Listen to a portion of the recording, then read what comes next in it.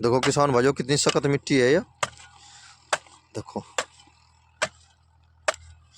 और देखो किसान भाइयों गेहूं भी देख लो आप कितने जबरदस्त है। इसमें जो है मैंने सल्फर का इस्तेमाल कर दिया 3 बार। 1 किलो सल्फर जो है 3 बार डाला मैंने। सल्फर की सबसे ज़्यादा ज़रूरत होती है गेहूं को और सरसों को, और गन्ने को भी सल्फर की ज़रूरत होती है।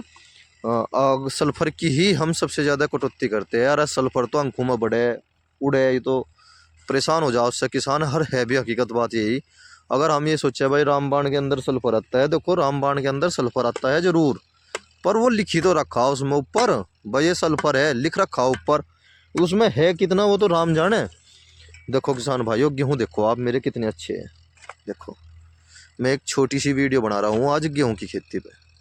देखो किसान भाइयों ये राइट साइड में तो हमारे गेहूं हो गए, और ये बीच में खाई होगी और फिर खाड़ होगा, और उस साइड में गेहूं हो गए ये हमारे पड़ोसी भैया के।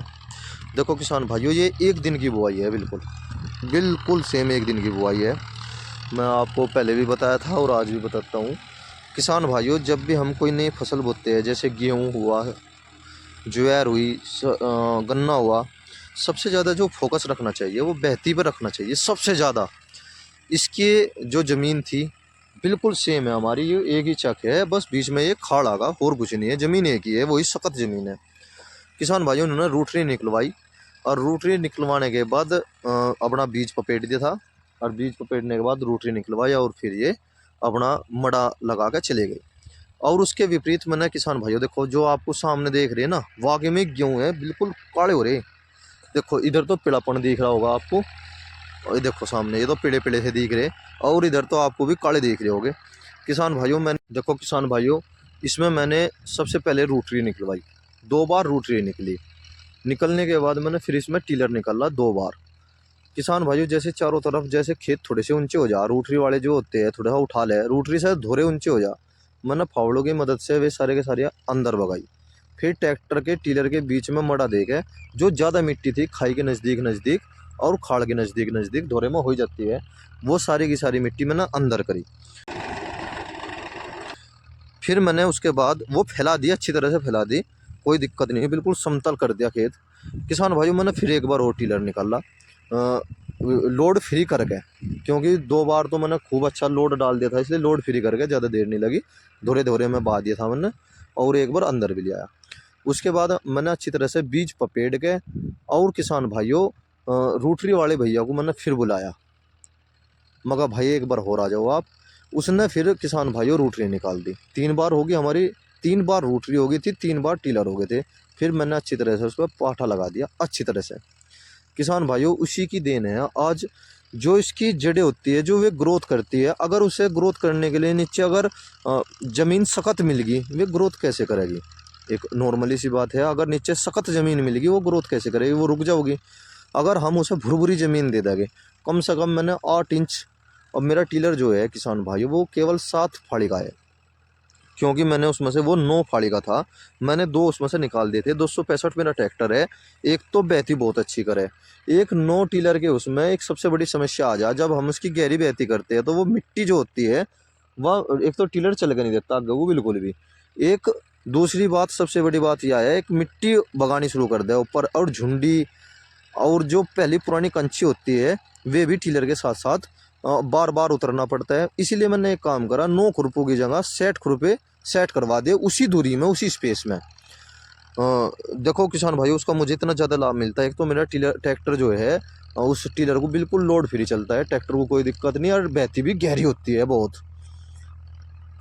गेहूँ देखो आप मेरे, आज मैंने इसमें नक्की करे, मेरे सामने देखो आप मैंने नक्की कर दिया है, पर कल जो है हवा तेज़ चलेगी, 23 किलोमीटर पर घंटे के हिसाब से हवा तेज चलेगी, इसीलिए मैंने आज जो पानी चलाने का प्रोग्राम था वो कैंसिल करना पड़ा। जो किसान भाई देख रहे हो सरसों में पानी दे रहे हो तो अपना पानी हटा लो, कल को जो है हवा बहुत ज़्यादा तेज चलेगी।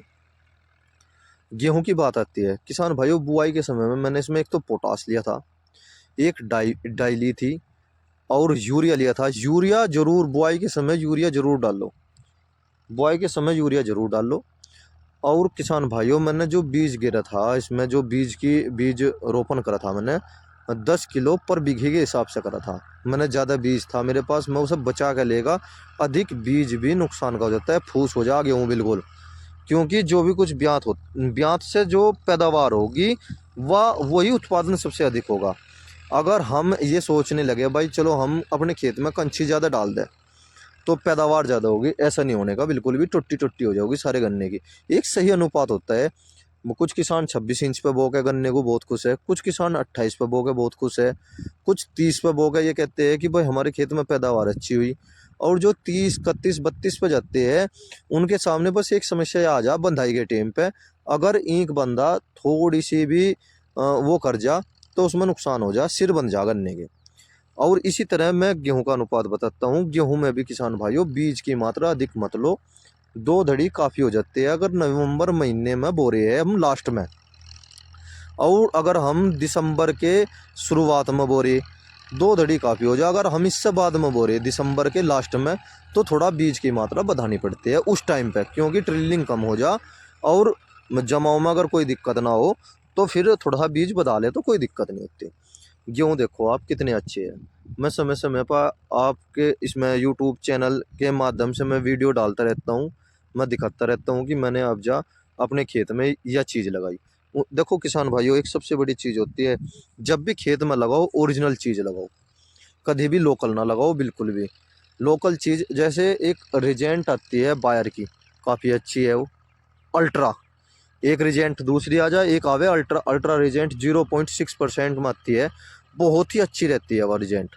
रिजेंट में उसी का उपयोग करो। अगर एक हम दुकानदार के पास गए और हमने कहा कि भाई तुम मुझे रिजेंट दे दो बायर की, वो हमें दूसरे पकड़ा देगा सस्ते वाली, क्योंकि उसका कंपटीशन है दुकानदार का आपस में कंपटीशन होता है। किसान जो वो दुकानदार जो होता है, किसान ये सोचता है कि भाई मुझे मंदी चीज़ लग जा हाथ, वो दुकानदार भी तेज हो, वे उन्हें ऐसी चीज़ दे देगा, हाँ जी आपने रिजेंट मांगी थी, देखो हमने रिजेंट दे दी।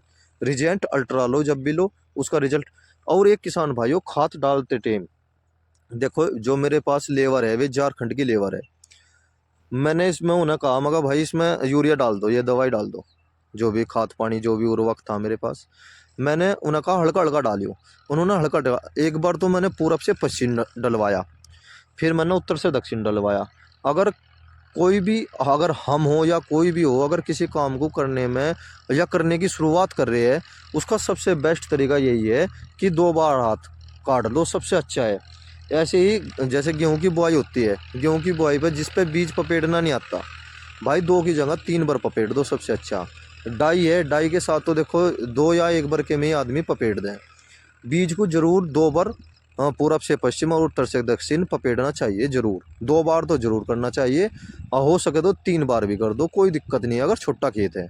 बड़े खेत में किसान थोड़ा सा मजबूर हो जाए, और बड़े खेत ही रहे भी नहीं, 5 बीघे का सबसे बड़ा खेत हो।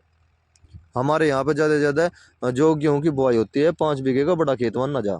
पश्चिमी उत्तर प्रदेश में कोई कोई किसान होता है जो ज्वार काटने के बाद 5-7 बीघे का खेत या 10 बीघे का खेत होता हो एकदम गेहूँ का। देखो किसान भाइयों, मुझे थोड़ी सी आपको यही सलाह देनी थी। अगर मेरी सलाह आपको अच्छी लगी हो तो कमेंट्स ज़रूर करें। जय किसान।